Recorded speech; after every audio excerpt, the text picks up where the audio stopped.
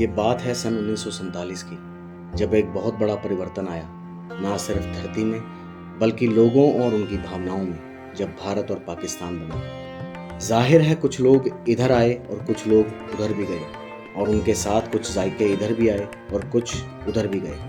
पर आज हम बात करेंगे उधर से आए एक जायके की, जो कि आज दिल्ली की शान बन चुकी है, जो आई है पाकिस्तान के मुल्तान की गलियों से, और ये और कोई नहीं बल्कि हमारी मुल्तानी मोट कचौड़ी है। इन 75 सालों में हमने कचौड़ी आलू की सब्जी के साथ भी खाई और सदाबहार इमली की चटनी के साथ भी, लेकिन इन सब स्वादों से ऊपर इसका स्वाद मोट की बनी दाल के साथ ही है, जिसे इमली की चटनी और प्याज के साथ परोसा जाता है। दिल्ली में तो अब ये हर नुक्कड़ पर मिल जाएगी, पर एक जगह ऐसी भी है जहाँ ये पूरे मुल्तानी अंदाज से परोसी जाती है। पाकिस्तान से आके एक रेहड़ी पर जिसकी शुरुआत हुई और आज उनकी तीसरी पीढ़ी भी उसकी शान बढ़ाने के लिए उसी काम में लगी है, और ये बात हो रही है नागपाल दी हट्टी की।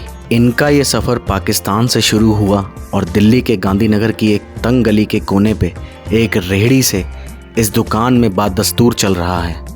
यहाँ आपको मोट कचौड़ी का वही मुल्तानी जायका मिल जाएगा।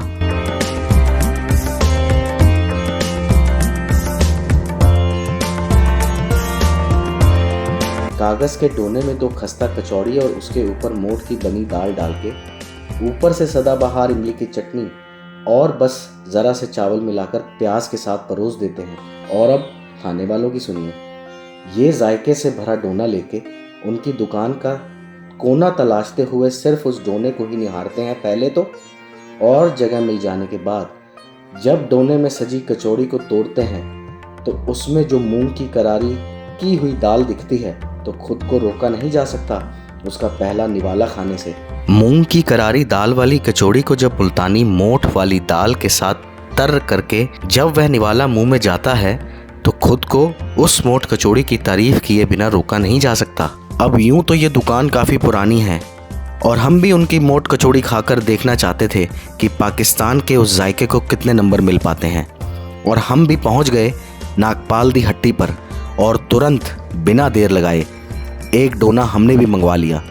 और जब हमें वह डोना परोसा गया तो उसे देखकर हम खुद को नहीं रोक पाए और झट से पहला निवाला मुंह में डाल लिया, और उस निवाले के मुंह में जाते ही ज़बान जो सूनी पड़ी थी उसमें तर्रावट आ गई।